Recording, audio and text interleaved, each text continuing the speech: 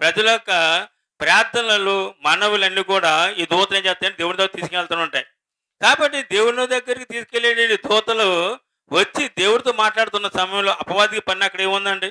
ఎందుకు వచ్చాడంటే ఈ దూత చెప్తున్న మాటలన్నీ కూడా విని ఎవరైతే బలహీనంగా ఉన్నారో, ఎవరైతే గనక ధనవంతులుగా ఉన్నారు, ఎవరైతే గనక ఆరోగ్యవంతులుగా ఉన్నారు అని చెప్పేసి ఈ వివరాలన్నీ తెలుసుకొని ఏం చేస్తాడంట వారి దగ్గరికి వెళ్ళి వారిని ఇబ్బంది పాలు చేయడానికి ఇలాగ ప్రయత్నం చేశాడు అపవాది.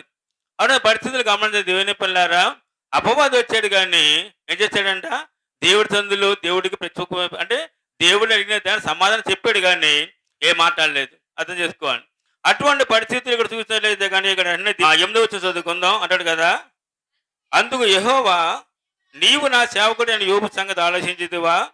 అతడు యథార్థవంతుడును న్యాయవంతుడినై దేవుని యందు భయభక్తి కలిగి చెడుతనమును సహించిన వాడు భూమి మీద అతని